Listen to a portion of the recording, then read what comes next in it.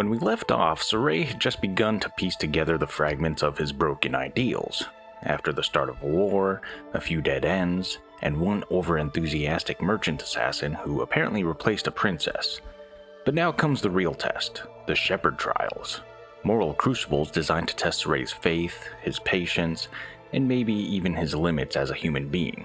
Because for someone who still thinks purifying malevolence is just about doing good deeds, the world is about to prove otherwise. What does it truly mean to purify, and who gets to decide what needs cleansing? Can Saray maintain his optimism when every trial seems designed to break it? And maybe more importantly, how does Rose, an assassin with her own twisted brand of morality, fit into a journey that's supposed to be about salvation? We'll also see Dezel's quiet rage start to surface, the world's faith continue to fracture, and hints of what kind of shepherd Saray is destined to become. This is the part where belief meets reality. So let's dive in and see what the Shepherd Trials really have in store. In that cave we were invited into, the gang meets Slenge, or depending on your views on changing identities, Macedra, standing before a massive door that clearly screams, "Plot ahead." What is this? Before anyone can say another ancient ruin, Slenge launches into what sounds like a mystical PowerPoint presentation. The Shepherd is granted 4 powers: earth, water, fire, and wind. They are the blade that shall cleave the Lord of Calamity. With balance may malevolence be purified. With imbalance does the body smolder and burn. So basically, gain power, avoid immolation. Simple enough. Rose, naturally, cuts through the mysticism. Not bad, even if it's still gibberish. Once the verbal fireworks settle, Slenge reveals this is Igraine, the Shrine of the Fire Trial. Saray's reaction? A mix of childlike excitement and total disregard for safety. Hidden powers in a secret shrine? I'm there. Slenge warns in his ominous NPC voice. The Shrine of the Trial is rife with danger. I cannot guarantee your survival. To which Saray essentially replies, "Cool, love that for me." Before jumping into the lava-scented fun, we take a break to talk about Edna's ability, the Giant Strength. Mikleo tries to complement her power. Ouch! After using Giant Strength, my body gets all kinds of sore. Can you just try not to touch me? Then she doubles down. I'm the most ladylike lady that ever ladied, you know. Which is Edna speak for "my bones hurt, don't touch me." Then there's the red ore. We find some shiny stuff, and Edna names it like she's a walking geology textbook. Vermilion ore, you mean? Lila explains it's a crystallization of nutrients in the earth. Mikleo jumps in. Some of its elements are highly toxic. Saray, ever the quick study, connects the dots. Right. This is what they're using to make the fake elixir. Anyways, the shrine itself is a maze of torch puzzles and lava management. Part sacred trial, part OSHA nightmare.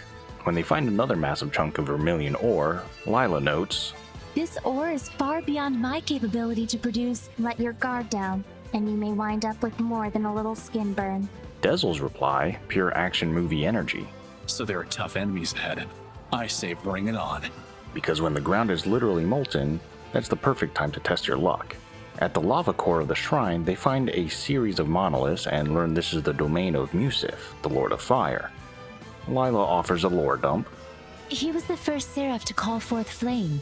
It is said that he appears only at the beginning and the end of the world. We eyeball a suspicious slab. That stone slab sure looks fishy. Don't know what it is, but maybe we can take a stab at it. Take a slab at it. Saray and Mikleo translate the inscription. Place thine hands upon the monuments in the cardinal directions, and my, Musif's purifying flames shall be bequeathed unto thee. Cue immediate supernatural retaliation. The room floods with malevolence, seraphs vanish, Rose screams. I take back what I said. This is crazy as hell. Eventually we get the seraphs back, and after surviving the hellstorm, the group meets Exio, a fiery seraph pretending to be a monster just to test them. Exio congratulates Saray. You passed the trial of strength. Lift up your sword. Then things take a hard left turn into ritualistic hazing. Choose either yourself or your fire seraph, and with these flames, char their face. Huh?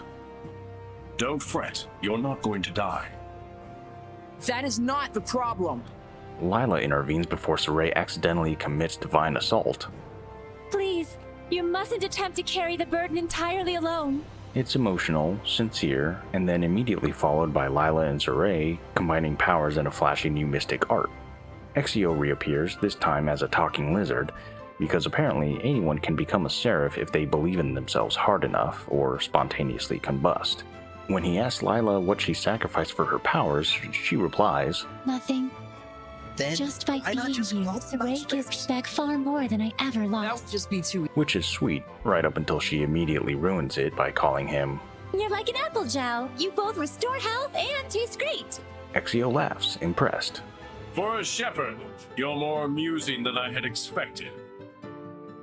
What's that supposed to mean? People keep saying things like that. And just like that, one trial down, 3 more toxic and probably emotionally manipulative trials to go. After surviving the volcano trial and earning the Fire Lord's approval, the group does what any band of heroes would do after nearly dying in lava. They hit up the nearest inn. Nothing like cheap lodging and light political anxiety to take the edge off. Rose starts us off with a little bedside existentialism. I wonder what's happening in Pendrago now. Mikleo and Dezel chime in with the bleak pragmatism of people who've traveled with Saray too long. If they wait too long, Sergei and his knights might be forced into action and Cardinal Forton will have more time to set a trap. Rose immediately tells them to stop saying true things. Just stating fact. That's Dezel's entire brand. The mood lifts slightly when Saray runs back into Slenge. The old man congratulates them for completing the fire trial and laments how far the Cardinal has fallen. Once devout, now drowning the world in moral corruption and probably real water. Rose gives the philosophical summary of the evening. Malevolence in the hearts of mankind sure is complicated. It's the most understated reaction possible to the apocalypse. Back in the Imperial capital, things are going exactly how you'd expect in a theocracy run by a scheming cardinal. The Church has asked the Emperor to have the Platinum Knights subdued and disbanded. They have been accused of instating a false shepherd and plotting a rebellion. Mikleo notes how quickly the rumor spread, while Saray immediately blames himself for existing. Rose assures him that no, he's not fake, just inconvenient. The guard tells them to go to the Knights' tower if they want more information, which is RPG speak for the next plot dump is that way. Cardinal Forton. We can't underestimate her for a second. Well, I'm ready on my end. Bring it on, church lady. It's unclear if he's preparing for battle or a divorce hearing. Before confronting the capital's political chaos, we squeeze in one more inn scene because world-ending corruption can wait until you've shared your feelings. Rose tries to connect with Dezel over how unsettling Hellions can be. His advice? It's easier to deal with if you just treat them as data stored in your brain. It's empathy as taught by a man who probably files his emotions alphabetically. Rose promises to think more positively and leaves. I can't protect you forever, you know. The kind of line that's equal parts foreboding and melodrama. Inside the towers, Sergei greets Saray like a man who hasn't had a good day since part 1. He confirms the worst. The church wants the knights gone, and a letter from Sergei's late brother, Boris, accuses Cardinal Forton of literally cursing the Empire through unspeakable rituals and incessant rain. So yes, someone in Pendrago's clergy has weaponized bad weather. Dezel admits that kind of domain power isn't impossible, and Edna casually mentions, There are seraphim out there who've moved the continent. no one seems appropriately alarmed by that. Now, when Saray finishes reading the letter, Sergei has had enough of theological meteorology and declares war. It is we, the Knights, who shield the Empire and its people! Cue the raise your sword moment, but Saray, being reasonable, reminds him that humans probably can't handle a malevolent demigod. Sergei, being Sergei, ignores him. Lila gently reminds Saray that this is more of a political conflict rather than a spiritual one. So what if it is? The video game equivalent of, let's not overthink this. Rose swoops in to suggest a compromise. They'll investigate the rain while the knights try to win over the Emperor. Sergei apologizes for putting them in danger. Rose, true to form, fires back. If the Emperor sides with the Cardinal or takes a hands-off approach, either way, you guys are screwed. It's blunt, but at least she's honest. The group decides to break into the Cardinal's sanctum because that went so well last time. Dezel complains about risking their lives for church drama, and Rose immediately volunteers him. Inside, it's suspiciously empty. No guards? This has got to be a trap. And seconds later, it is. Malevolence floods the room, and Saray weakens the domain with a well-placed glowing hand-on-floor move. Lila makes a pun about me owl that's met with the kind of silence that could fill a tomb. Are terrible jokes also part of your oath? I was really proud of that one. You almost feel bad for her. Almost. Saray concludes this isn't Maltelis' doing, but someone with power comparable to Exio. Mikleo mocks his sudden burst of logic. It's a cute moment if you ignore the suffocating aura of supernatural corruption around them. The gang returns to the coded inscription that conveniently summarizes the game's cosmology. Rose is impressed Saray memorized it. Mikleo calls him decent at that sort of thing. Rose apologizes for underestimating him, which is basically her saying, "You're not as dumb as you look." Lila gives the Cliff Notes version of theology. All of nature is composed of 4 elements: earth, water, fire, and wind. Each one is governed by one of the 4 eldest seraphim. Right. Eumacia, Amanak, Yusuf, and Hyanua. That's only 4 of the 5 lords, so it's worth pointing out that Maltelis doesn't seem to have a corresponding element. Rose notes they sound like gods, but don't act divine. Lila explains that's just how the 5 lords roll, aloof, but omnipresent. Mikleo and Saray then reflect on how all this divine power ultimately exists just to fight something called the Lord of Calamity. Because in this world, even miracles come with a battle plan. The group opens the door and finds, shockingly, another door. And another. Welcome to the Shrine Church Ruins, an architectural love letter to people who hate themselves. The place is basically an ancient escape room powered by elemental magic. Fire unlocks fire doors, water unlocks water doors. You get the idea. It's the kind of puzzle design that says, sure, the world's ending, but let's make the heroes earn it. They stumble on an iris gem. Remember the magical history USB drives? The message is about a, quote, young shepherd who tells Lila they must part and heads alone for a shrine. Everyone just kinda stares at Lila, until Saray breaks the silence. That man. He was a former shepherd, wasn't he? Lila confirms it, and Saray casually notes how chill the guy seemed. Mikleo immediately uses this to roast him. Unlike certain other shepherds. Shut up.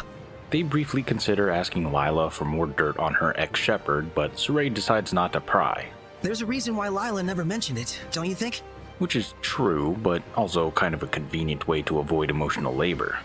Dezel warns that this reason might be the key to everything. Edna shuts him down with a dry little burn.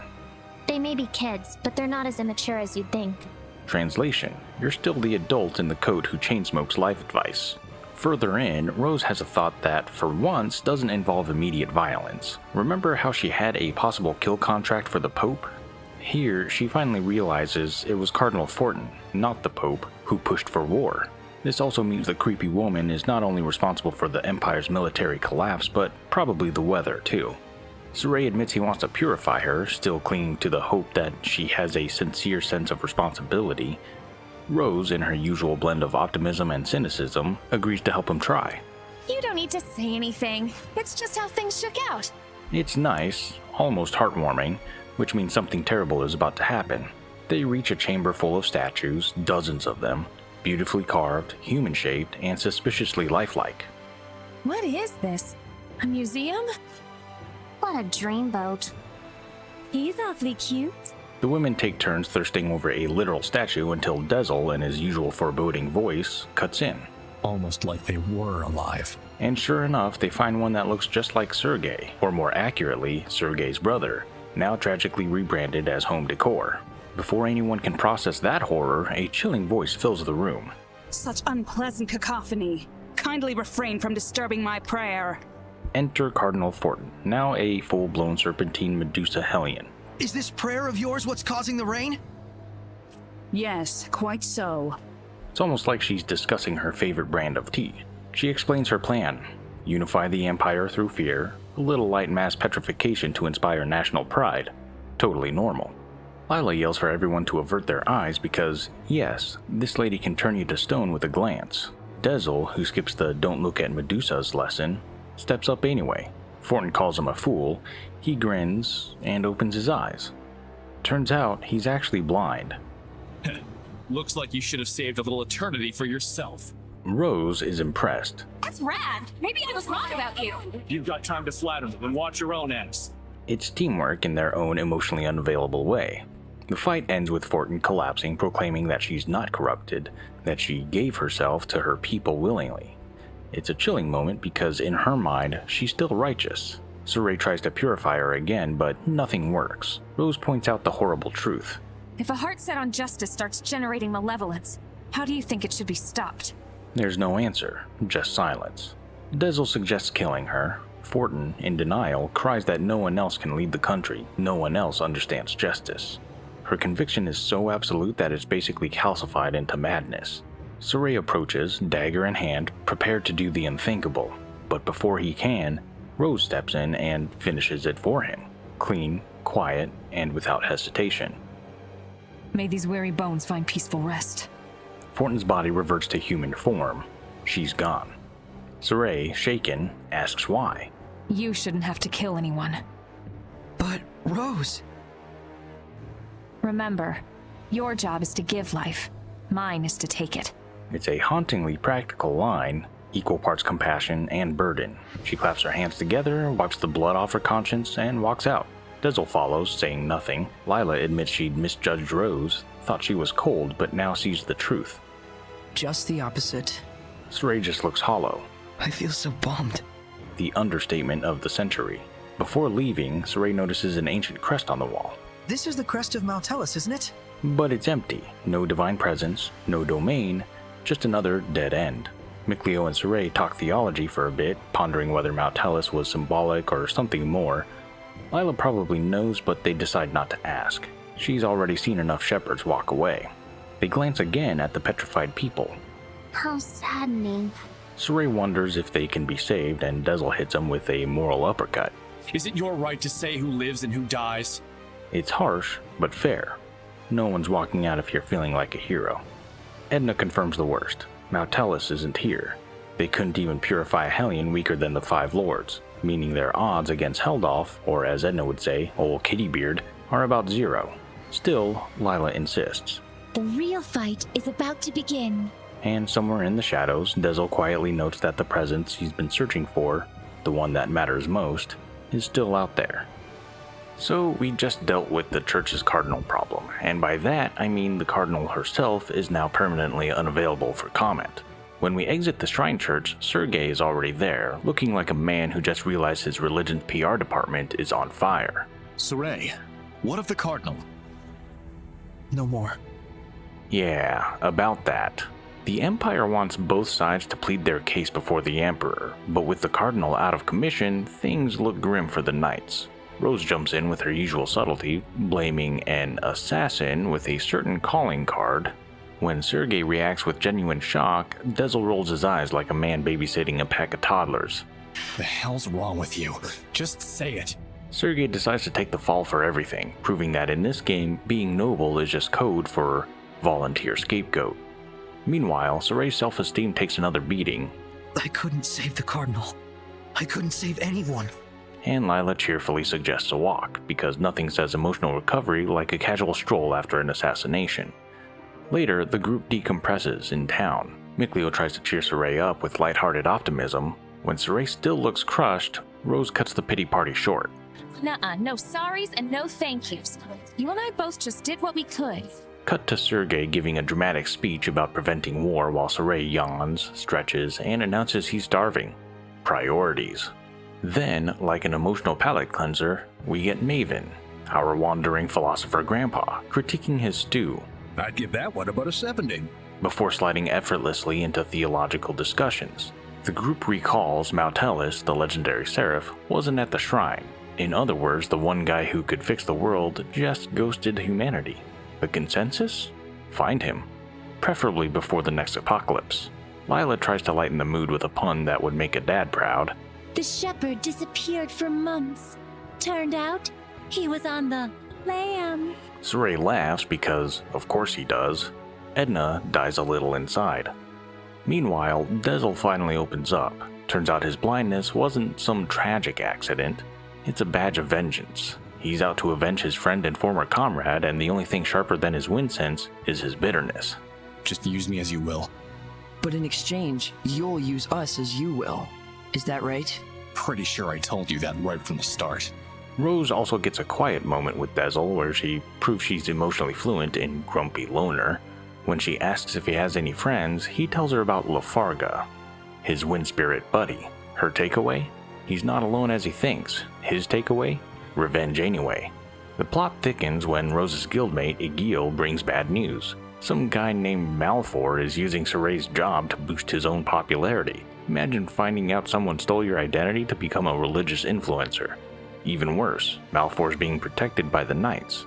Sergei, guilt-ridden again, apologizes profusely while Soray waves it off like, at least people still believe in shepherds.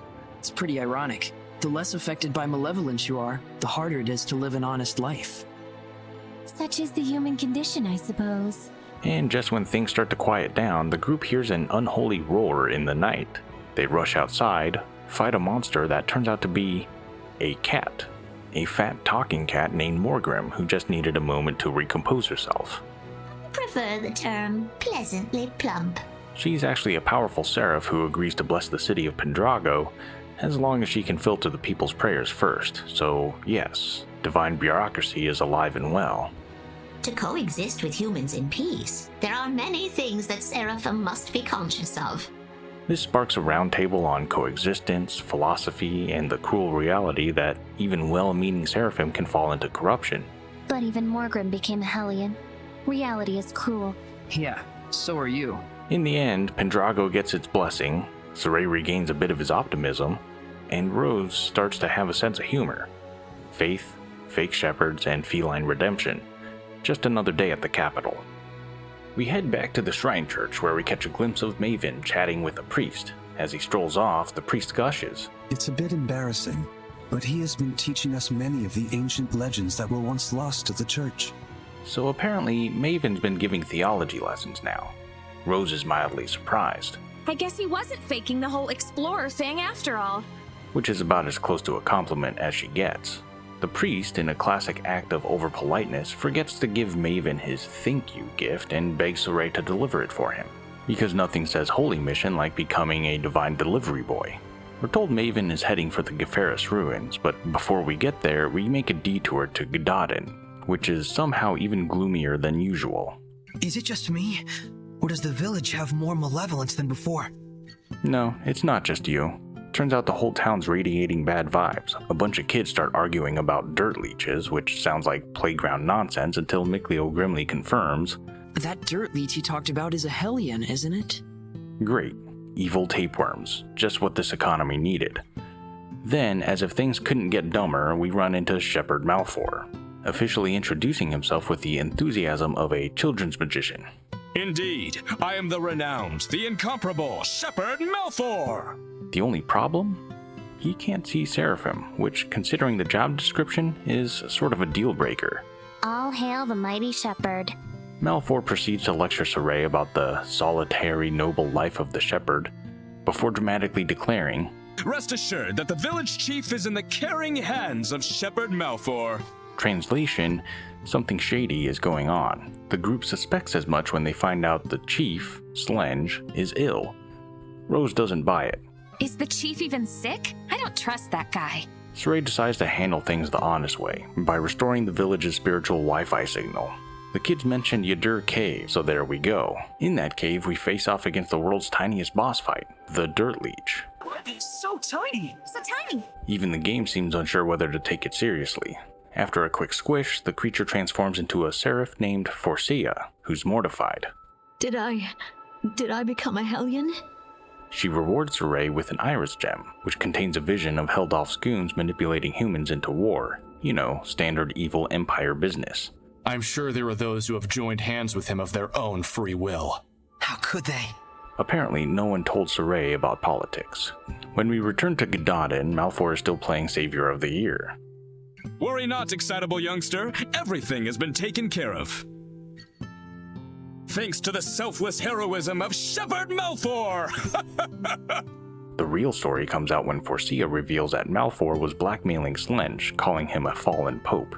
Now, we know the old man was secretly producing fake elixir to keep his impoverished town alive, but now the church wants to make the scam official. Forcia breaks it down like a disappointed accountant. The church will overlook the former pope's crime. In exchange, it will gain control of the distribution channel for the fake elixir. Rose sums up the irony perfectly. So you're saying he didn't come to intimidate, but to negotiate? Yeah, a holy business deal. Malevolence may be invisible, but corruption's pretty easy to spot. Even Forcia admits Humans need money to live. That's what it comes down to. Saray tries to ask for a blessing anyway, and Forcia agrees to use the schoolhouse as a vessel, an oddly poetic choice since the whole town just got a hard lesson in moral compromise. The region's blessing is restored, but Slenge's health continues to fail. At the inn, the group reflects. It's gotta be due to the toxins produced from processing the vermilion ore. He probably wanted this kind of punishment. Even Rose, professional assassin and part-time realist, decides. Then there's no need for the scattered bones to get involved. And Mikleo closes the scene with a real sting. It gets me royally ticked off at the church.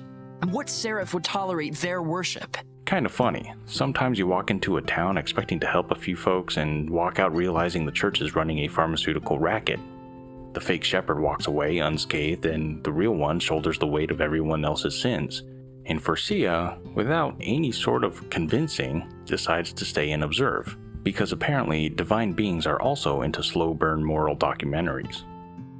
I forgot my quest list at this point and ended up in Lassenbell. You know you've hit a low point when the city that held a murder mystery feels like the calm before the storm.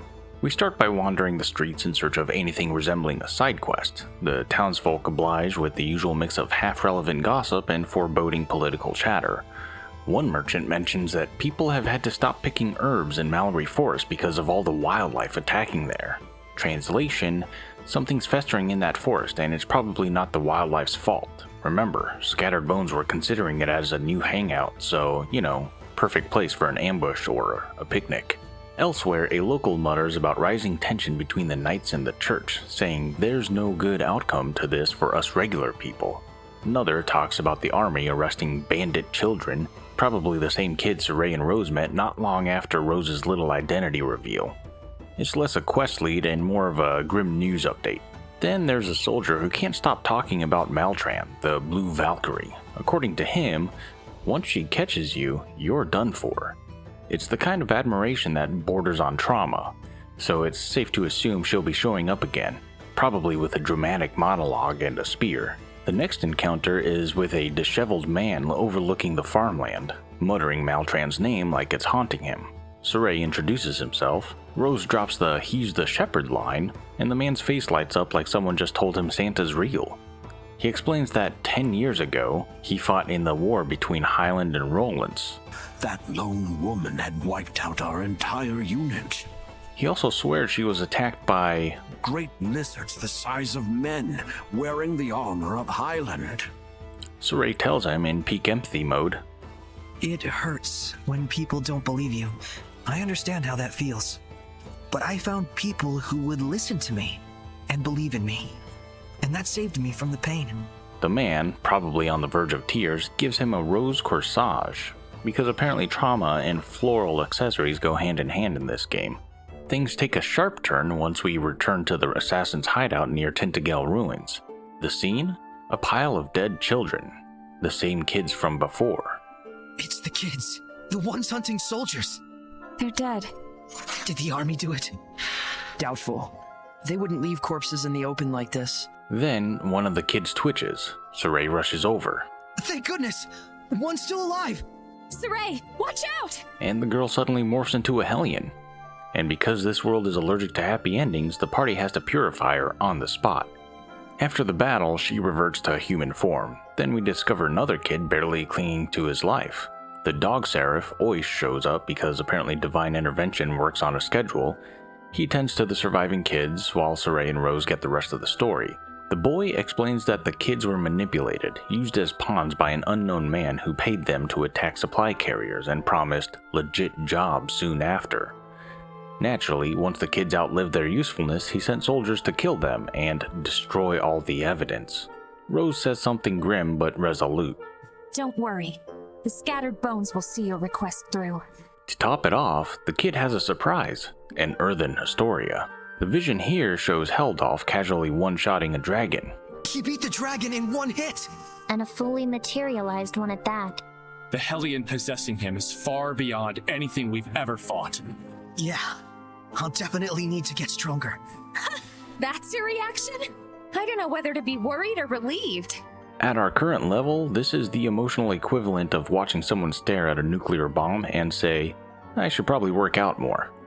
The moral fog thickens as they discuss what to do next. Mikleo hesitates.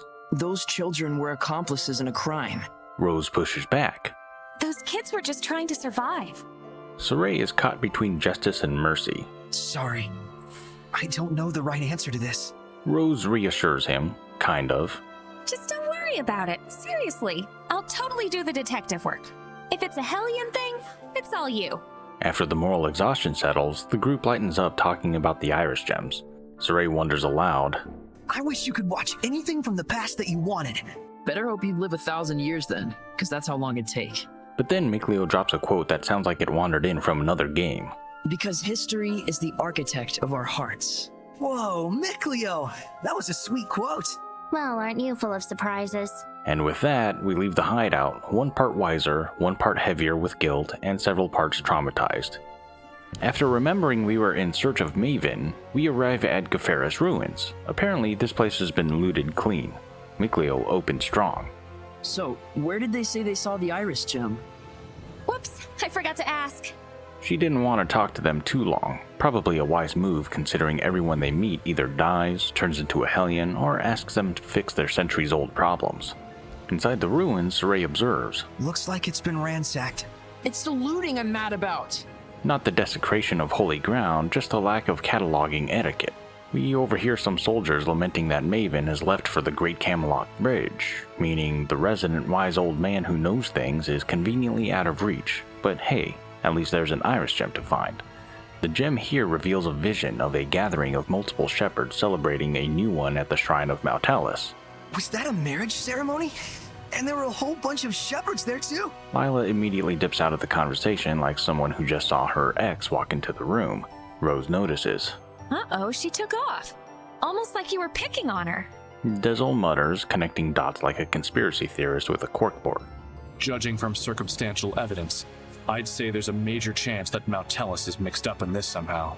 After that awkwardness, Saray and Mikleo return to their comfort zone, ruin speculation.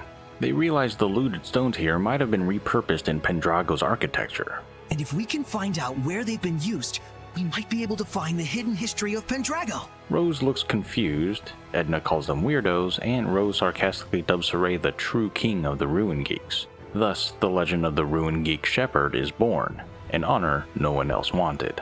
I decided to keep exploring. I went to check out Ifreed's hunting ground, where the highlight there is a skit about butterflies. In the hunting ground there's Wayless ruins. Nothing found there, really. There was a thrilling chat about big rocks, but just when it seems like the geological sightseeing tour is over, Edna sees something ominous. We found the Earth Trial, so we enter. A hulking beast stands before a doorway, the Minotauros. Then, a voice interrupts. That's right! And with him standing guard there, we're all in a real bind! Enter Pawan, a masked seraph and, unfortunately, another former shepherd. Lila greets him with equal parts nostalgia and disgust. You're as lovely as ever. And you're as creepy as ever. Pawan ogles the girls and starts rambling about the trial, prompting Rose to ask, Are you sure this creeper used to be a shepherd? Lila confirms it. The shepherd Pawan is renowned amongst all the seraphim for having quelled over 10,000 Hellions. Rose looks at him like she's doing the math and not buying it. Edna decides she's had enough of Pawan's nonsense. She saunters up to the Minotauros, sighs, and says, Scram. The monster hesitates. Get out of my face. The Minotauros panics and runs off. Trial over, right? Nope. Turns out scaring the monster doesn't count as quelling it. Edna's exasperated. Well, why didn't you say so? You stupid or something? But she agrees to hunt it down. Deeper in the shrine, they come across a tiny wooden horse.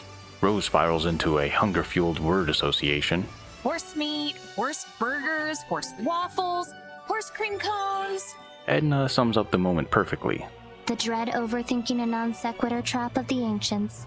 Tremble before their mastery of psychological torture. When we finally confront the Minotauros again, the Minotauros is a manifestation of the collective emotions of those who have been tortured and abused. So, like, it rages at people to avoid the feeling of being raged at? A case of misplaced anger, huh? During the battle, they hear the cries of children echoing through the chamber, and it all clicks. The Minotaurus is born from the spirits of abused and abandoned kids. It's one of the darker moments in the game. After the fight, Edna kneels beside the fallen creature. Sorry for scaring you. Goodbye. Rest in peace. The team reflects as they move toward the altar. Ever since the Age of Chaos began, more and more Hellions have been pitiable types like that one. You don't say. They must have been children whose parents didn't want them. Saray thinks of his own upbringing. Even though we weren't his own flesh and blood, Gramps still took us in and raised us as his own. It's one of those rare, genuinely heartfelt stretches before the group's usual banter kicks back in. Mikleo accuses Edna of being nice. It's not like I can't admit when I'm wrong, you know. Unlike some people, I'm an adult. At the altar, Pawan congratulates them and delivers the kind of vague wisdom you'd find on an inspirational poster. There is a cause and a reason behind all things. Grasp it, ponder it, and then proceed. Rose finally speaks for everyone. Finally, legit advice. Saray and Edna armatize, completing the trial, and Edna, true to form, wraps things up. So the last two trials are Whoosh and Kersplank. Meaning wind and water, I take it? What else would it mean? And with that, the team heads off to Lady Lake, a little stronger, a little wiser, and more than ready to meet whatever Whoosh and Kersplank have in store next. As we trek across Falkwind Hillside, we catch a glimpse of Rayfalk Spirit Crest, Edna's old home, and apparently a cozy Airbnb for man-eating monsters.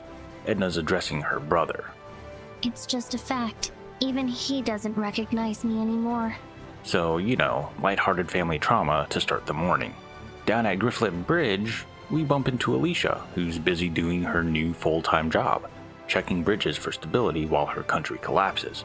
Saray's delighted. Rose gets jealous in record time, and Mikleo reminds everyone that they actually have a job to do.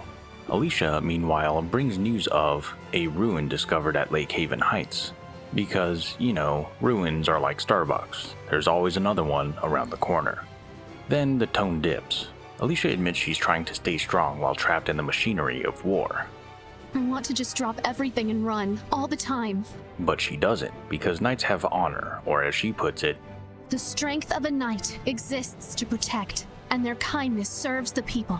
Rose calls it honor, Alisha calls it obstinance, and Mikleo just calls it another opportunity to be the butt of a joke. Once she leaves, Rose tries to psychoanalyze her like she's in a group therapy session.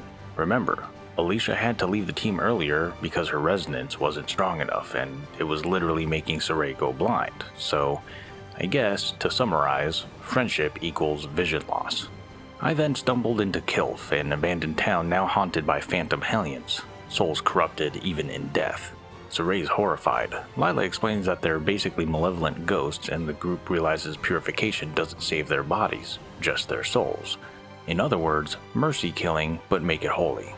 Afterwards, it seems like the party is now remembering about Alisha being falsely accused of espionage. You know, that hole in Alisha's journey that I'm pretty sure never gets filled in. Saray's hopeful, Edna's realistic, and Lila insists the Royal Chancellors shouldn't be able to do anything so brazen. Which, if history has taught us anything, means they definitely can. Then it's off to Elysia, where Saray gets the warm welcome of a man who's definitely grounded. You stupid brats! Whoa, what's this all about? Don't you have something to say to me first? Gramps is angry, loving, and fully embodying the dad who's been worrying for 3 arcs straight vibe. He gives Saray an elixir, calls him bratty, and forgives him in the same breath. Classic grandparent move. Outside, the group splits up. Saray and Mikleo overhear Lila and Gramps reminiscing about past shepherds and mistakes, heavy with that subtle don't repeat history energy. This time, there will be no regrets. It's an emotional moment, if you ignore the fact that Saray and Mikleo were literally eavesdropping on it from 10 feet away. When the group regathers, Rose tries to get answers, and Lila deflects by tongue-twisting her way out of the conversation. A cheeky cheap truck, cheap chocolate chips in the cheap chocolate chip shop. Classic move. When in doubt, overwhelm them with nonsense. And that's pretty much the takeaway here. Blind trust, buried guilt, and a whole lot of people pretending everything's fine while standing on the edge of another disaster. Just another day on the road to sainthood. Our revisit to Lady Lake starts on a deceptively cheerful note, with puns and workplace rebellion. While resting at the Lady Lake Inn, the group discusses the Norman, those squeaky-voiced support mascots who hand out stat bonuses like candy. That's a whole bunch of Norman we found. Yes, an abnormal amount. The rest of the team does not recover. Lila launches into more backstory about a Norman labor movement, explaining that long ago, their leader-ish person rose up against the extreme work conditions, demanding autonomy for Norman Seraphim, plus a significant raise in wages. A Norman revolt? Lila clarifies that it wasn't much of a revolt. Apparently everyone else just wanted Be a 300-year break between crunch time. Somewhere, a game dev cries softly. The story ends with Edna chiming in. After a protracted battle with another Seraph, he lost and was never seen again. Or so the story goes. Rose teases her for knowing too much about Norman, I just hear rumors, that's all. which for Edna is basically a confession of affection. The mood takes a sharp turn in the Noble District, where a crowd has gathered around what looks like a child thief. Saray recognizes the voice, but the kid turns out to be a Hellion. The knight in charge refuses to let Saray intervene, claiming, "The only way to apprehend pickpockets is to catch them in the act." Rose retorts with some street-level wisdom. If you do the crime, you do the time. But when the knight's moral compass starts spinning, Rose snaps. She calls him out for corruption, prompting the knight to nervously ask, "How much do you want?" Don't put me on your level. We Sparrow Feathers value our customers' trust. and threatens to haul him to jail instead. The knight panics. Saray steps in like a divine HR rep, You will not lay a finger on her. and the kid bolts. The group chases the child, who later collapses in town. Dezel suggests If it really bugs you that much, why don't you check up on him? they agree to follow him when he wakes up to see what's really going on. Rose admits the real problem. The enforcers let him off a lot of the time in exchange for part of the takings. In other words, Lady Lake's justice system is held together with bribes and paperwork. Their little tailing operation reveals that the kid is part of a pickpocket gang, a bunch of orphans robbing people who donate to the sanctuary. But if there's a gang forcing him to steal, it's a completely different story. Lila hesitates and warns. Even if you don't intend them to, the powers of the shepherd and the squire can greatly influence human society. Translation, please don't accidentally start a holy war over street kids. Now, this was days of waiting to confirm the children are acting on their own. Rose confronts them. You should be ashamed of yourselves. The kid fires back, That's perjury, false witness. which is a pretty advanced defense strategy for a kid this age. Rose's counter-argument is simple. Princess Alisha and the people of Lady Lake all trust Saray. Because he's been living an honest life. Checkmate. The kids are handed over to the guards and even the priest sighs. Those who commit crimes must be punished, even if they are children. It's the way the world works, but it still pains the heart. There's also an earthen Historia in this sanctuary as a strange consolation prize.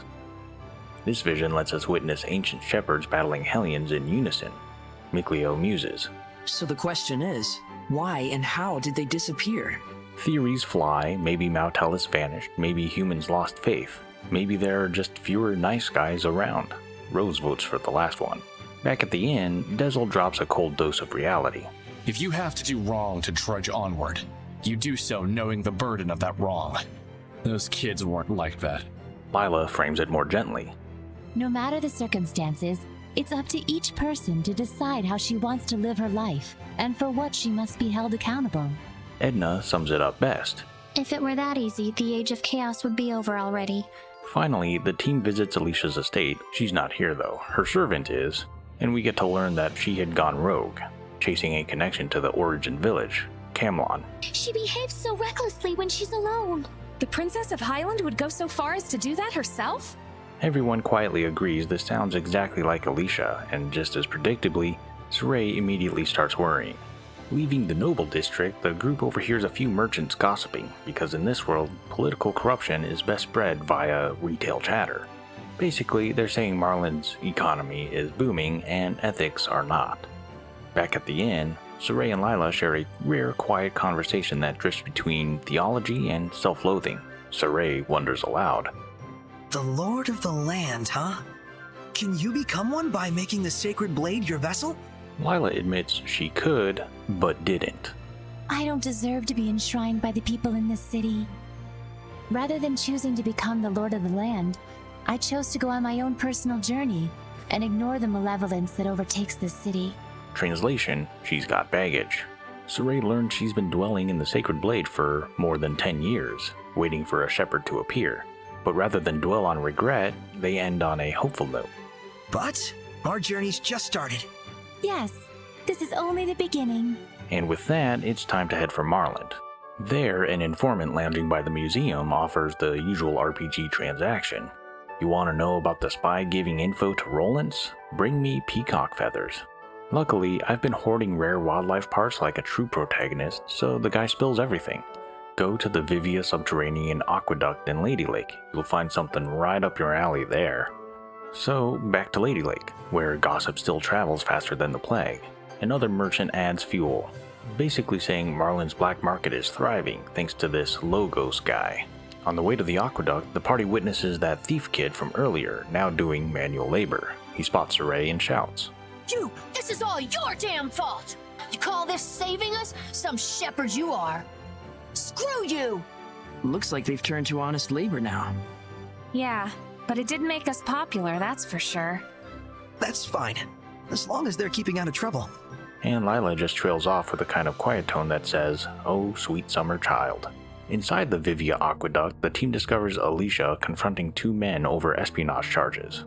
Don't move. You are under arrest for leaking confidential info. It's all very official until one of the men casually reveals, Logos is an important person who connected Rollins and Highland through unofficial diplomacy. So he's not a spy, he's just doing illegal peacekeeping. The logic spirals. If the channel gets blocked, both countries will fight until they're both obliterated. But no one ever told me anything about it. Of course they didn't. Not to someone like you. That last line hits like a slap. The men leave, Alicia's pride quietly implodes, and we're left with a conveniently dropped iris gem, which plays a flashback of Lila with the previous shepherd. A calm, harmonious partnership that makes Saray wistfully mumble, I wish I could go on a journey like that with you. This journey now is every bit as enjoyable as it was back then. Translation, don't worry kid, you're doing fine. Afterward, the team heads back to Alicia's estate where she's quietly breaking under the weight of politics and personal shame. Fortunately, we were able to prevent rumors from spreading.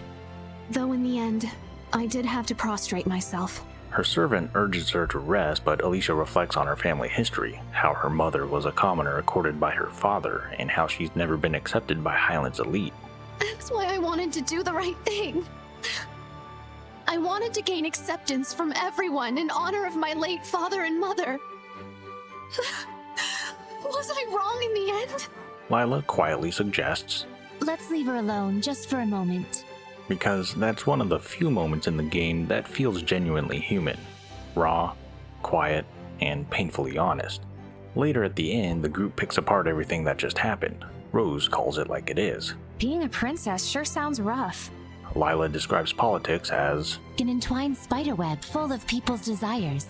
Edna goes full psychologist. By pushing her sharp reasoning on others, it causes cognitive dissonance and turns people against her. Mithleo notes that Alicia's honesty only creates more hostility, while Dezel grumbles, "What a pain." But Saray closes the discussion with a quiet resolve. Alisha isn't the only one.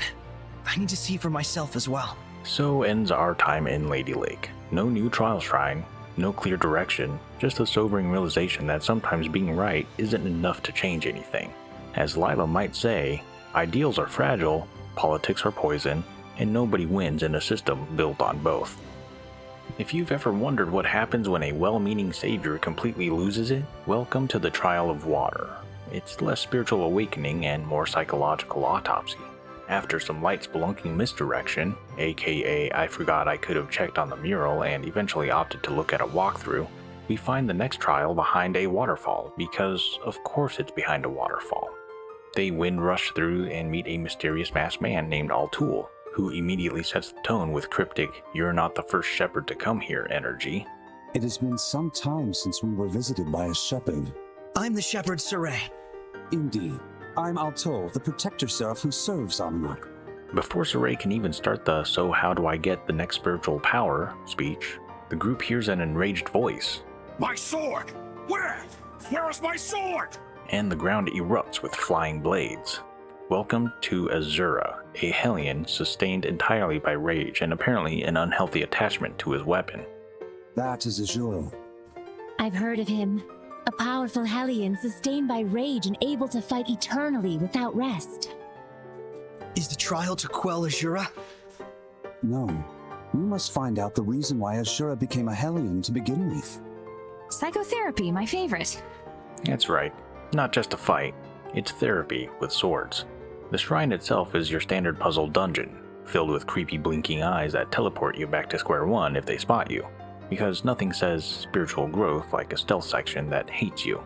Inside, the group finds scattered diary entries belonging to a former shepherd, a humble swordsmith slowly unraveling under the weight of impossible expectations. The Seraph of Water appeared and urged me to become the shepherd, but I wonder, is a lowly swordsmith like myself truly worthy? Every day, malevolence encroaches further upon the world. I need greater power if I am to vanquish this malevolence once and for all. Power, power, power. It is all I can think of day and night. It's the emotional equivalent of watching a straight-A student burn out in real time. Saray naturally geeks out over the ancient architecture. Temperance of Avaros this, Seraphic civilization that. So the era of wiggy magic everywhere, basically. Eventually, the diaries reveal that the writer, Surprise, was Azura, the previous shepherd, who sought to craft a sword so powerful it could cut down the chaos. Unfortunately, his definition of chaos expanded to include humans. When the group finally meets him, Azura is lost in full delusional glory. I am the shepherd! It is my job to defeat the Hellions! Give me my sword back, so that I may purify everything! Saray realizes the awful truth. Azura's noble quest to cleanse malevolence turned into an obsession with erasing anything capable of creating it, including humanity. What does he want to do? Cut down the whole world? That's the reason why Azura became a Hellion. After defeating Azura, Saray confronts Altul, who casually admits he stole Azura's sword to stop him from, purifying the planet into extinction.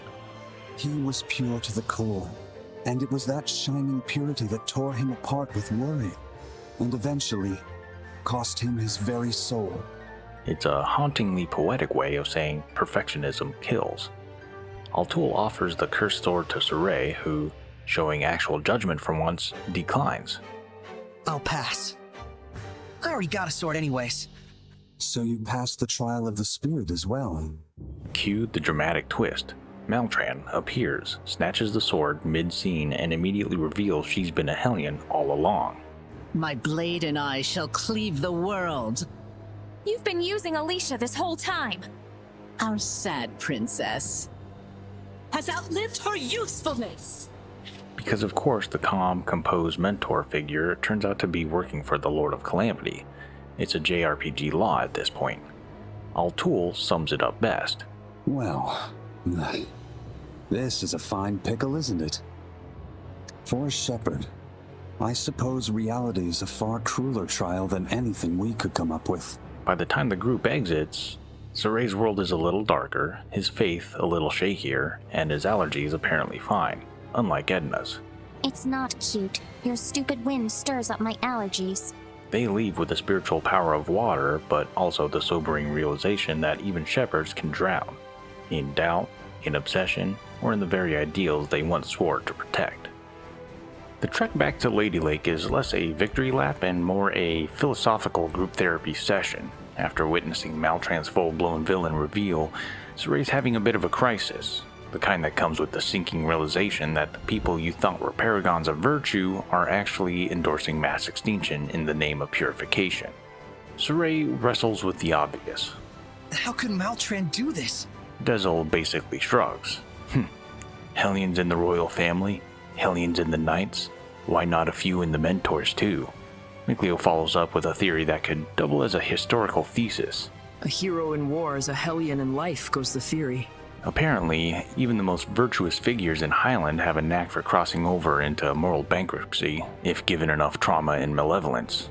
Lila, meanwhile, ties it all back to the lesson of Azura, that even shepherds, symbols of purity, can fall if they start believing the only way to save the world is to destroy it. In order to save the people and to begin anew, he would destroy everything. It's poetic and grim. Then the conversation turns to Alisha, the one person guaranteed to have her heart shattered by all this. The group debates whether to tell her about Maltran's betrayal. Rose makes a practical argument. Maybe ignorance really is bliss, but Desil points out the more cynical angle. Breaking Alisha might be exactly what Maltran wants. A consensus? Saray stuck between moral honesty and emotional destruction. At the end, the group decompresses, though decompress here means lightly roasting each other while quietly spiraling. Edna, as usual, supplies the comic relief. But weren't we just cleaning up the mess that Altul made? Lila explains that the trial was supposed to show them the worst case scenario of what a shepherd could potentially become. In other words, a therapist's wet dream. Later that night, Miglio lies awake, spiraling about theology instead of trauma. A definite step up. He questions what it really means to become a seraph. If humans can be reborn as seraphim, is that just divine reincarnation or spiritual amnesia? Lila explains that a truly pure heart can become a seraph, but that purity comes with losing all human memories. Edna chimes in. Maybe they'd be more pure if they became mummies or something. Miglio concludes that seraphim are intriguing beings. Lila agrees, which is code for, we'll think about this later when we're not emotionally collapsing. Then comes a scene everyone was dreading. Alisha, blissfully unaware, talking to her master. Saray and Rose decided to hide until Maltran leaves. When I train with my master, I feel so invigorated. She's kind of like a mother to me. Rose tries to interrupt, but Alisha barrels on with heartbreaking sincerity. She admires Maltran, trusts her, and plans to keep fighting for peace, while the group quietly dies inside. That's pretty much the whole conversation, and then we leave. And when we do, Maltran's down the road, waiting for us, smug as ever, casually asking if they're really going to lie to Alisha. She calls her weak for sparing her feelings, and just to twist the knife, after all, you don't even think she has the strength to withstand the truth about me. It's the kind of taunt that lingers long after she struts off. She might as well have vanished in a puff of self-righteous malevolence. Saray is left wondering if protecting Alisha is really an act of kindness or cowardice. But for now, he decides to keep the secret. Maybe because he's scared, maybe because deep down he doubts her strength, just like Maltran said. The group tries to rally, but the atmosphere is heavy. Even Desil's advice sounds more like a warning. Do whatever you want. But if you do face off with her, don't hold back. Rose tries to lighten the mood. Don't get so serious. It'll be fine. But it's clear the shepherd's burden is getting heavier. With Alicia's faith built on lies and evil looming, their next stop, the final trial shrine, might be the easiest part of what's coming. So the gang finally makes it to the wind trial, which, because this game can't resist a dramatic metaphor, is a massive tower stabbing into the clouds like someone decided subtlety was overrated.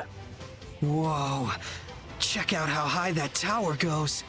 Saray's basically geeking out like a kid seeing Disneyland for the first time, while Desil feels the breeze and confirms, yes, it's windy. Thank you, Captain Obvious.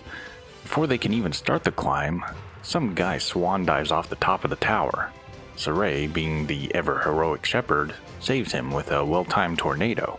But the rescue comes with a bonus round. A headless horseman comes charging down from the sky because, why not? And right behind him is our favorite philosophical gunslinger, Zavid, apparently auditioning for the role of chaotic neutral with abs. Planning to kill again, are you? Naturally. Didn't I tell you? My way is to put the Hellions back in hell.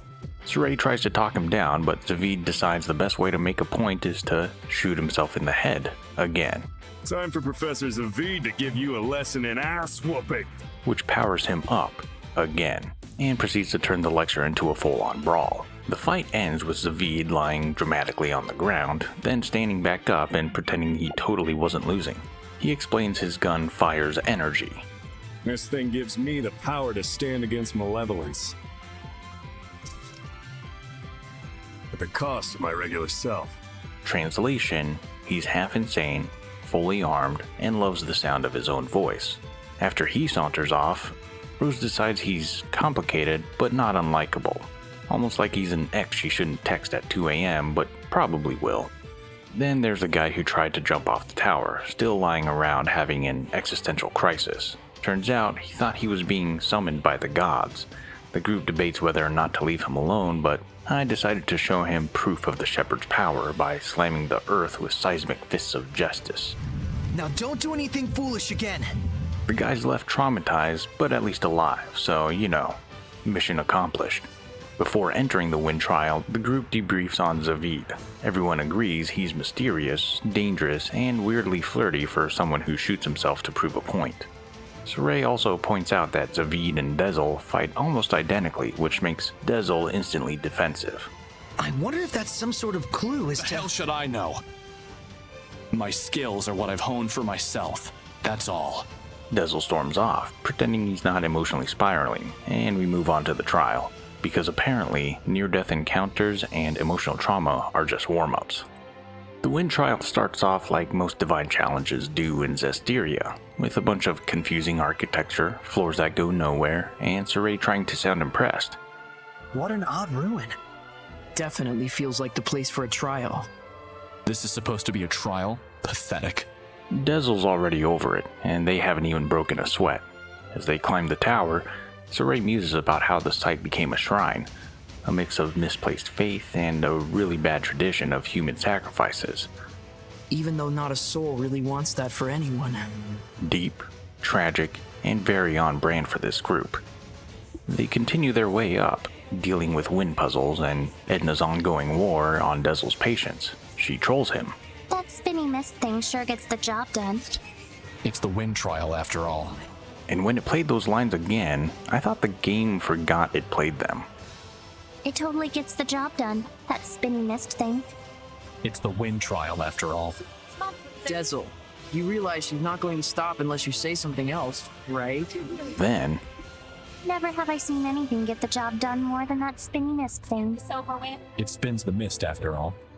Whoa, Dezel. So you actually put some effort into it. Good job. I got a little kick out of that. But then, Lila tried joining the comedy hour, advertising Dezel's powers like a cheesy late-night infomercial. Buy now and get this handy bonus Dezel absolutely free. A 500 gold value, free for this limited time offer. Hey, only 500 gold? I mean, wait, what the hell are you talking about? Yeah, that's rough. Eventually, they make it high enough to trigger a meeting with a masked seraph named Wardell, another former shepherd. He greets them like an old colleague bumping into you at a funeral. Calm, polite, and vaguely unsettling. This tower in and of itself constitutes the trial. In other words, once you reach its top, you have cleared it. Simple enough, except there's a catch, as Rose puts it, and she's right. At the top, the group finds a woman on the edge of the tower, ready to jump. I have to die. There's no other way. I killed someone. The man who was exploiting my family. She's consumed by guilt and convinced throwing herself off a tower will cleanse her sins. Saray tries to talk her down while Dezel, in classic brooding fashion, mutters. Enough. Let her go, Saray. This may seem cruel, but he sees himself in her. Before either of them can act, the Headless Horseman, yes, again, drops in from the sky like it's his cue in a horror movie, knocking the woman off the ledge.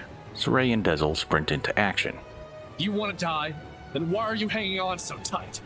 The woman lets go. Dezel dives after her, catches her hand mid-fall, and with Saray's help, hauls her back up. Meanwhile, Rose, now armatized with Mikleo, fires arrows at the horseman while shouting, For the prize, you headless freak!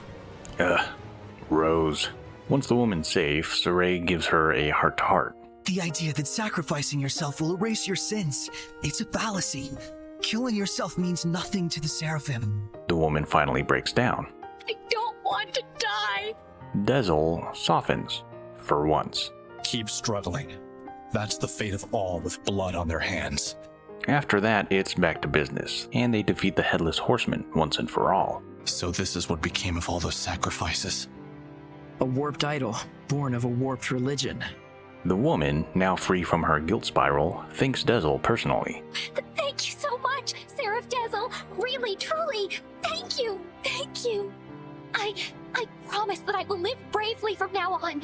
Dizzle grumbles because showing emotions is for people without cool hats. Wardell reappears, acknowledging their strength and the bond that got them through the trial. You have shown me not only your strength, but your spirit and bonds as well. You are more than qualified to receive the spiritual power of wind. He calls out Dizzle directly, reminding him that despite his lone wolf act, his actions prove he does care about others.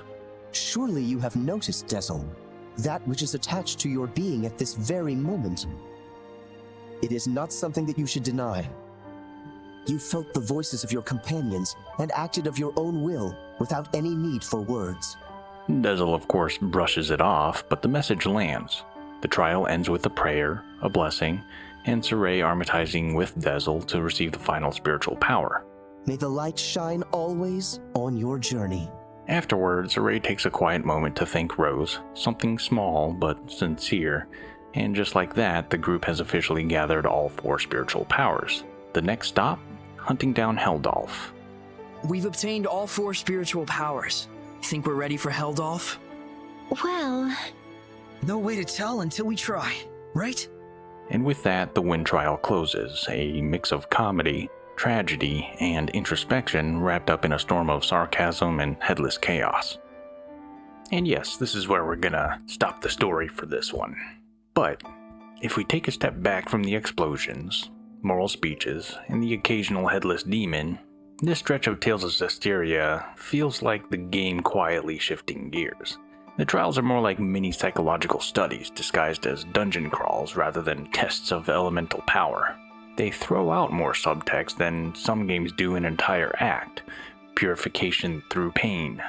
The idea that strength comes from suffering, and a divine being who casually tells you to char their face. So that's fun. Saray's idealism starts to genuinely clash with the world's moral grayness, when purifying and saving stop being interchangeable terms. Then there's Cardinal Forton, a woman so devoted to justice she literally turns herself into a monster for it. She's the game's quiet warning about conviction without empathy, a bureaucratic martyr convinced that fear equals unity. Her defeat isn't really a victory, it's an autopsy on idealism gone rancid.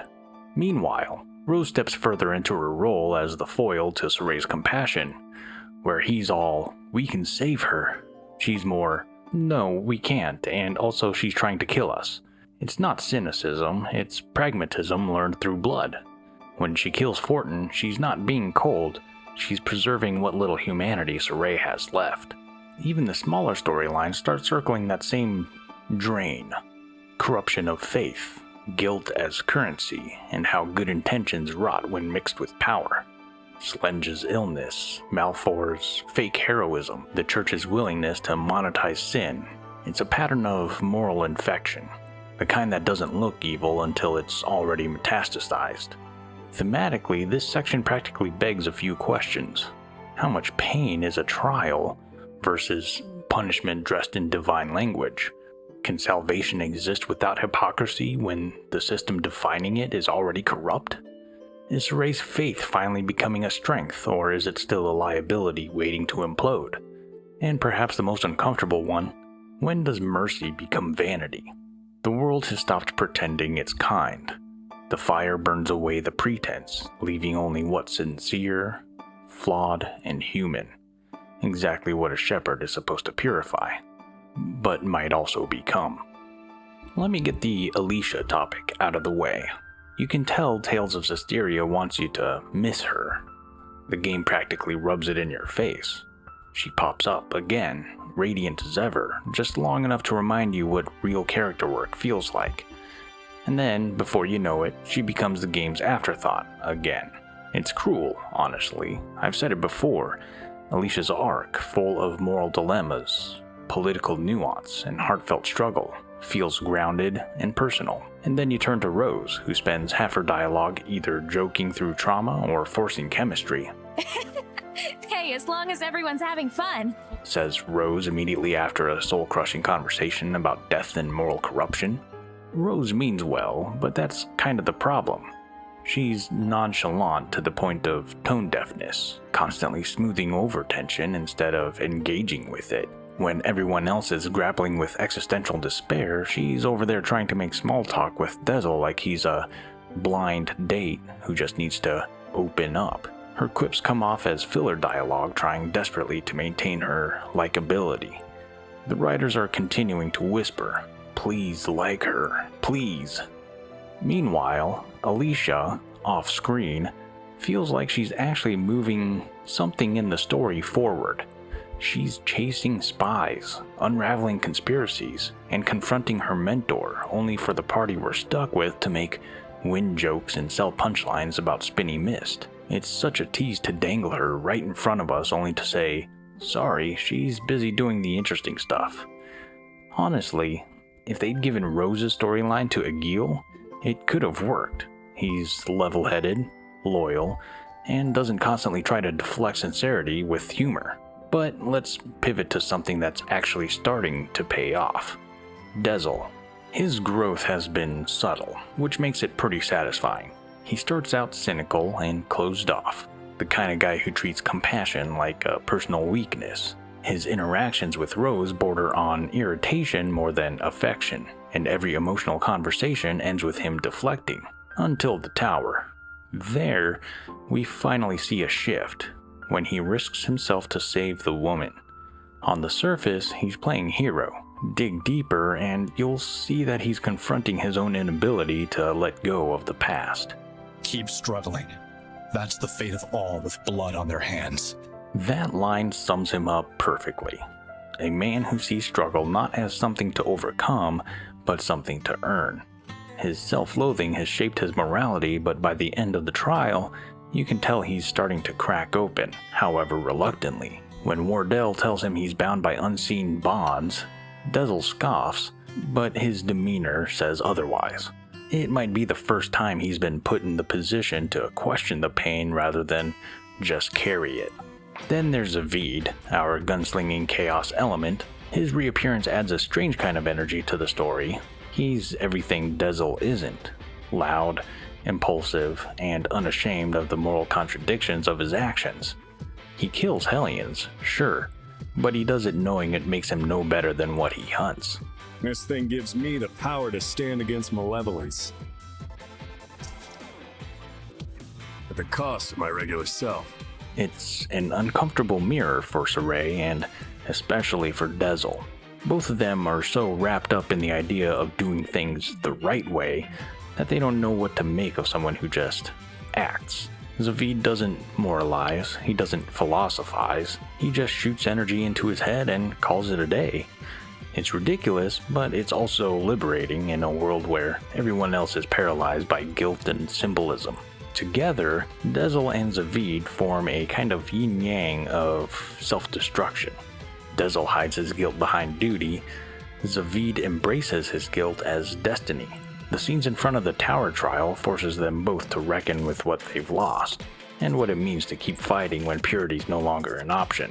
Let's look back at all the trials. The overarching themes are starting to become clearer, and the cruel truth is that the more they chase purity, the more corrupted they risk becoming.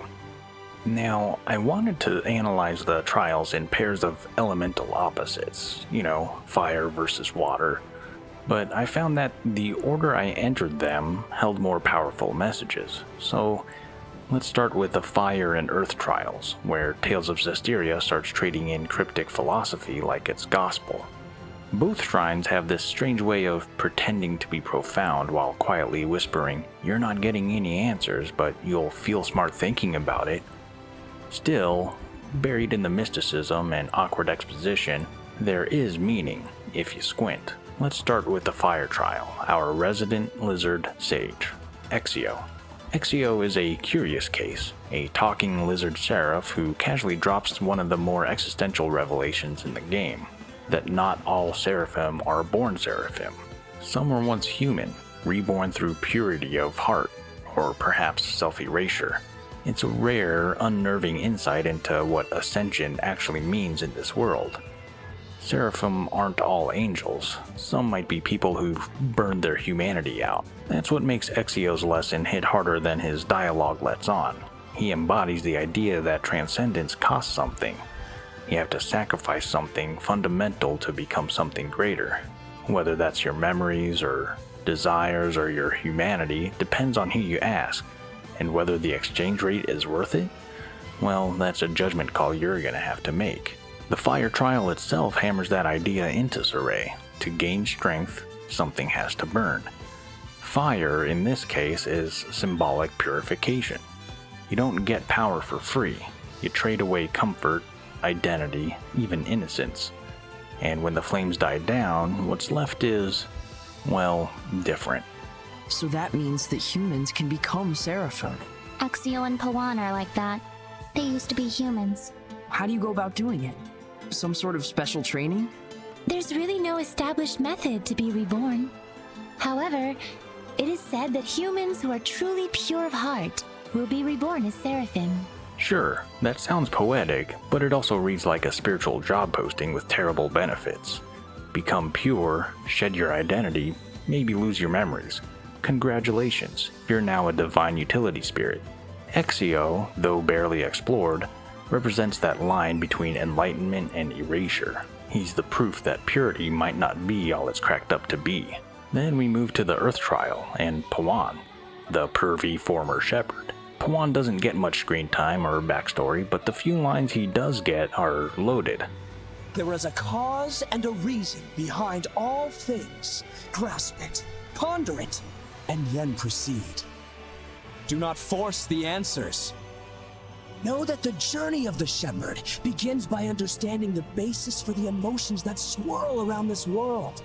It's deceptively simple advice. Don't force understanding, earn it. Pawan's domain, the Earth, is about patience, stability, and perspective. It's a counterpoint to the impulsive zeal of the fire trial, where fire demands sacrifice, Earth demands stillness. One burns for progress, the other insists that true strength comes from waiting. It's also quietly mocking Saray's hero complex. He wants answers, solutions, purification. All now. But Pawan's words suggest the world doesn't bend that way.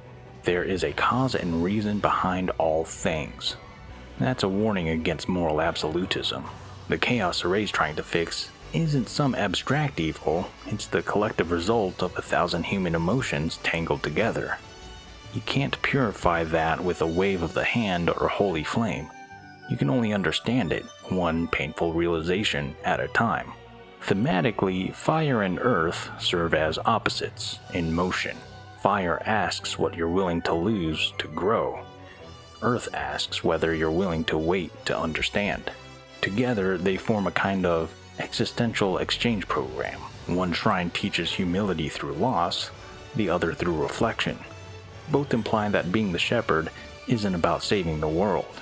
It's about surviving the process of understanding it. And maybe that's the point buried beneath the cryptic lines and sentient reptiles. These trials aren't meant to empower Saray. They're meant to remind him that every answer he gains comes at the expense of something he can't get back. Now, if the fire and earth trials were about philosophy, the water and wind trials are where Tales of Zestiria finally stops talking and starts showing.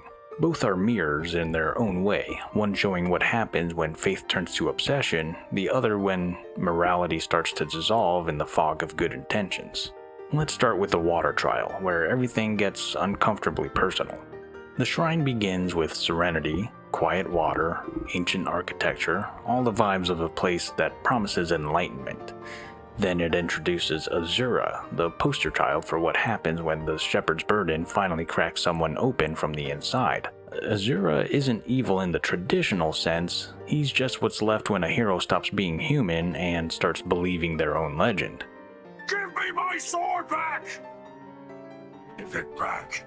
That sword has the power to cleave malevolence, power to cleave Hellions, chaos, and those filthy humans. Terrible voice production aside, there's something chilling in the progression of that thought. The weapon meant to purify becomes a tool to eradicate. The line between compassion and control doesn't blur this time, it evaporates. It's a direct warning to Saray and to us. The shepherd's calling sounds noble until you realize it's one step away from god-complex territory. Altul, the guardian seraph, plays accomplice and conscience here. He hides Azura's sword, knowing that too much divine power mixed with human ego creates something worse than Hellion. It's basically divine intervention through confiscation. Altul even admits his guilt. He was pure to the core, and it was that shining purity that tore him apart with worry, and eventually cost him his very soul. It's ironic that the purest shepherd ends up consumed by his own righteousness. The moral here isn't subtle. Too much light can blind you just as easily as darkness. Lila's constant warnings to Saray, don't shoulder everything yourself, suddenly carry real weight. The water trial is about watching what happens when compassion calcifies into obsession. And if the water trial is a cautionary tale, the wind trial is the fallout, the point where those lessons are put to the test. It's chaotic right when we get there. Zavid shows up again, armed, smirking, and ready to kill the Headless Horseman Hellion like it's just another Tuesday. His philosophy hasn't changed. Killing Hellions is mercy. And sure, it's brutal, but in his eyes, it's efficient. Then there's Dezel, whose restrained anger makes Zavid look like an amateur. Both embody extremes, Zavid's reckless detachment versus Dezel's clenched morality. Hold it. How do you intend to kill the Hellions? Introduce me to your pretty young lady friends and maybe I'll tell you. Classic Zavid. Half philosopher, half flirt, all chaos. But the real test doesn't come from him. It comes when the group reaches the top of the tower. There, a woman stands on the edge, ready to jump. She's not possessed, she's not a monster. She's just broken. She confesses to killing a man who exploited her family. An act of desperate justice that turned her into a pariah. Now, convinced that her death might cleanse her sins, she's here to trade her life for peace she'll never get. If the prospect of life promises nothing but suffering, then better I die! And here's where Zestiria quietly asks its most uncomfortable question. Can killing someone ever be justified if the intention is to protect? There's no clean answer. Dezel's cynicism clashes with Saray's compassion. Dezel sees hypocrisy, someone trying to absolve guilt without accountability. Saray sees pain, someone who's lost faith in themselves. In the end, it's Saray's empathy that wins out, convincing her that her family needs her alive, not as a martyr. But the idea that sacrificing yourself will erase your sins, it's a fallacy. Killing yourself means nothing to the Seraphim. It's an uncharacteristically harsh truth for Saray to voice, but it's exactly the kind of moral clarity the water trial was warning him to earn. The irony, of course, is that they end up killing the Headless Horseman anyway, the same Hellion Zavid was planning to put down. So after all the lectures about mercy and understanding, the group ends up reinforcing Zavid's point. Some things can't be saved. It's not hypocrisy, it's balance. The wind trial doesn't preach moral perfection. It forces Saray and Dezel to confront what they're actually willing to do when compassion alone isn't enough. Together, the water and wind trials form a sort of tragic equation. The water trial shows the danger of too much purity. The wind trial shows the necessity of imperfection. One warns against trying to save everyone. The other reminds us that saving anyone often comes with compromise. It's also the point where Saray's journey stops being about being good and starts being about being human. Understanding that sometimes mercy looks like hypocrisy and strength looks like restraint. By the end of the wind trial, Saray's purified in his own way. He's tempered. The boy who wanted to save everyone now understands what that actually costs. And the shepherd who once thought he could carry the world now realizes he can barely carry himself, which honestly might be the most human revelation of all. Alright, I know this feels a little scattered, but I have to come back to Alisha to talk about Maltran. When Alisha re-enters the story, it's not with a triumphant fanfare or the dignity you'd expect from a princess who's seen the world's ugliness and come back wiser. No, we find her standing there with that same fragile hope she's always carried, convinced that kindness and policy reform can save a kingdom already rotting from the inside out. No one will listen to me, no matter what I do. It's an echo, the same naive optimism she clung to in Lady Lake, now warped by exhaustion. Her idealism hasn't died exactly. It's just taken on this bruised, trembling quality, like she's trying to convince herself as much as anyone else. And then there's Maltran, the mentor, the mother figure, the woman Alisha devoted her entire identity to emulating. When I train with my master, I feel so invigorated. I don't enjoy all the scratches I get, but it's only because I lack experience. Alisha talks about Maltran the way a child talks about a parent who can't possibly be the problem. The kind of loyalty that blinds you until it cuts too deep to ignore. What's tragic here is that Maltran was a manipulator, all while crafting Alisha's entire moral compass. Every virtue Alisha clings to, discipline, humility, compassion, was forged by someone who saw her as a political tool. Maltran taught me the way of the spear at a young age. It's one of those cruel ironies that the purest characters are always standing on ground built by the corrupt. The game exposes how society feeds on naivety while quietly punishing it. Alicia's kindness is weaponized while being ignored. Her compassion becomes the spark Maltran uses to justify war. And when Sorey learns the truth, the moral dilemma turns inward. Do you destroy someone's worldview to set them free, or protect their illusion because the truth might break them? Even Sorey, the ever-earnest shepherd, hesitates. Are we not able to tell Alisha the truth about Maltran? Because we can't actually believe in Alisha, even when we really want to? That line hits like a confession, not of cowardice, but of doubt. Sorey can't stomach being the one to shatter her last remaining anchor. So he does what a lot of us would do in the face of someone's fragile hope. He lies by omission. And Maltran, of course, calls them out for it. You really don't, do you? After all, you don't even think she has the strength to withstand the truth about me. It's cruel and true. The tragedy of Alicia's return is that her purity becomes unbearable to everyone around her.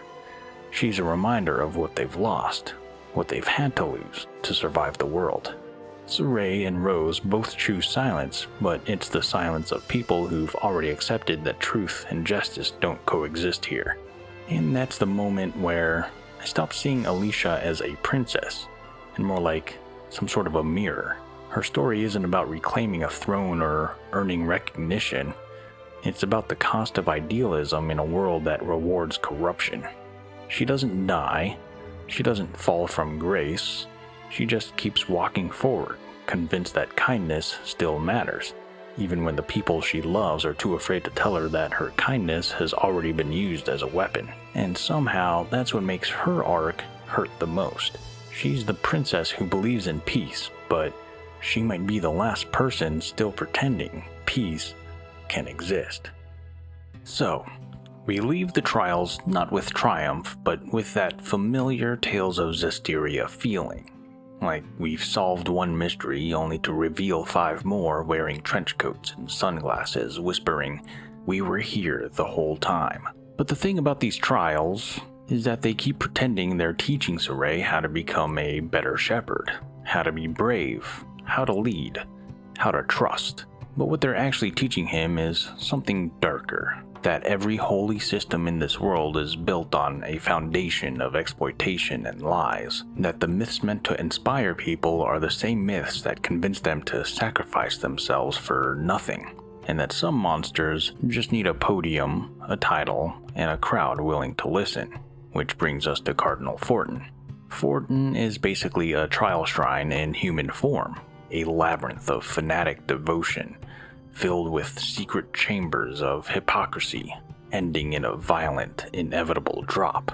Her death doesn't remove the rot, it just removes the person bold enough to advertise it, because the ink on her obituary is barely dry before Maltran steps into the light, or lack thereof, with that immaculate, poised expression that says, "Don't worry, I'll finish what she started." And Alisha, poor Alisha, walks right back into the story carrying hope like an open wound, trying to convince a nation that's already decided its own truth, trying to fix things while her mentor quietly sharpens the knives behind her back. The trial shrines warned us. Sacrifice masquerades as salvation. Faith gets twisted into fear, and the people most desperate for redemption can be the easiest ones to convince to throw themselves off a tower. But here's the uncomfortable part, the part nobody wants to admit. These shrines aren't teaching Saray how to save the world, they're teaching him the price of trying. And moving into the next section of the story, those lessons might matter more than ever, because soon we'll be heading toward the place this whole journey started, Alisha, to chase the rumors of where the Age of Chaos began, and where something much older than Saray's faith might still be waiting. I'll either get us up to that point, or I'll just wrap this whole series up and then do a separate video on deconstructing something in this world that feels inconsistent, the malevolence. We'll see. But along the way, the questions are only getting sharper. Why does Dezel flinch whenever someone mentions bonds?